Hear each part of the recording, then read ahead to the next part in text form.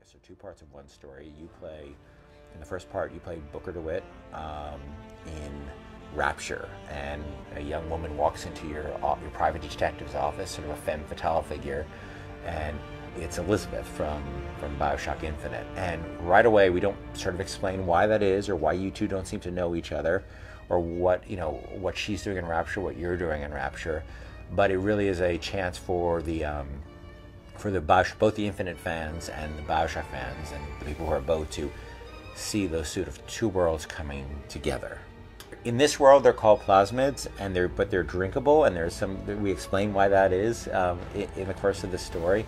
Most of the the game systems are from Infinite, but the world and the setting is Rapture, and essentially created pretty much from scratch in terms of the environments, the art assets, the characters. Almost nothing is actually pulled out of or very little is pulled out of the actual files from the first game. We definitely have some objects that are pulled out, like the Circus of Values machine and some other things. But we really have created the architectures basically from scratch. The whole first quest has no combat. It's all just in that world, hearing people talking, because we never had the chance in Bioshock 1 and 2 to have, just people living in Rapture, having conversations, seeing interactions, interacting with characters in that world, running into characters. This is about a year before the events of Bioshock 1. This is right on the eve of the collapse. Running into characters before they've really gone truly around the bend, that you know and sort of love from Bioshock. You may not love, or maybe they're kind of scary, but fans are attached to them. And so that whole first half of the DLC, what we call DLC B, or part one of Burial at Sea, is in that sequence, is in that kind of environment.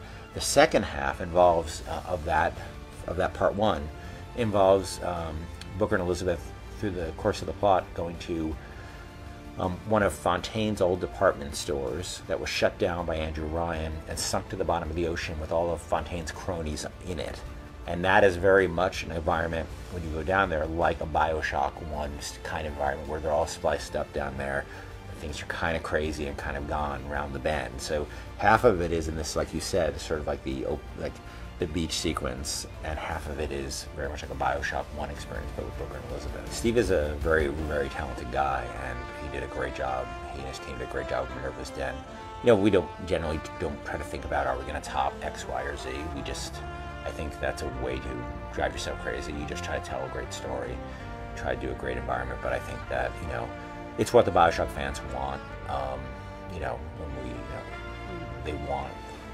They want this kind of experience, and our strategy with the 3 DLCs is to give them a little bit of both. To give the combat fans a nice little $5 jolt of combat experience that they can have, today, if you're playing, or next couple of days, depending on when it rolls out. This being Tuesday, I'm time traveling, and